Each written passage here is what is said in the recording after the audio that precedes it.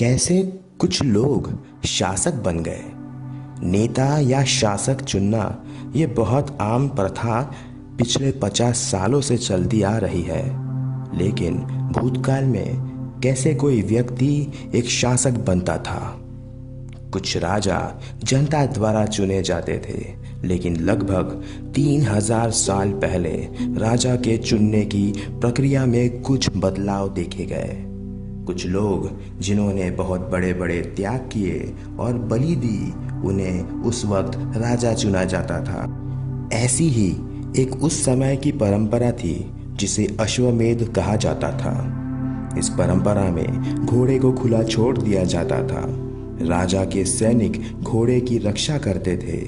अगर घोड़ा घूमता हुआ किसी और राज्य में पहुंच गया और उस राज्य के सैनिकों ने उसे पकड़ लिया, तो ये माना जाता था कि उस दूसरे राज्य के राजा को पहले राजा की सत्ता मान्य नहीं, और फिर उनमें लड़ाई होती।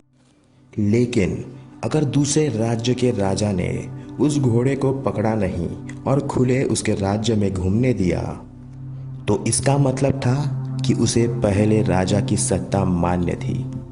ऐसे ही वो राजा सत्ताधारी राजाओं के अधीन होते गए और धीरे धीरे करके एक शक्तिशाली शासक का निर्माण होता था। इस परंपरा का केंद्र बिंदु सत्ताधारी राजा था, जिसके मित्र उस राजा के बहादुरी के गीत गाते थे। जिन राजाओं ने ये बड़े बड़े त्याग और बलि दिए, उन्हें बाद में जनपदों के राजा माना गया। आर्कियोलॉजिस्ट ने ऐसे बहुत सारे जनपदों की खोज की, जैसे पुराना किला दिल्ली में था, हस्तिनापुर मेरठ में था, इत्यादि। उन्होंने खोज की झोपड़ियों की, जहां पर गाय, बकरियां आदि पालतू जानवर बांधे जाते थे। लगभग 2500 साल पहले कुछ जनपद बहुत महत्वपूर्ण हो गए, जिन्हें महाजनपद कहा गया। ज़्यादातर महाजनपद की राजधानी थी, जिन्हें ईंटें पत्थर के लंबी दीवारों से सुरक्षित किया गया। लंबी लंबी दीवारें और बड़े बड़े किले इसलिए बनाए जाते थे क्योंकि लोगों को डर था दूसरे राजाओं के आक्रमण से। एक कारण यह भी था कि शासक अपनी दौलत और सत्ता दिखाना चाहता था, और इसके साथ में जमीन और जमीन से जुड़े लोगों पर शासन का प्रयोग कर सके। इन नए राजाओं ने अभी फौज रखना शुरू किया, जहां पर सिपाही को नित्य रूप से तनख्वाह दी जाती थी।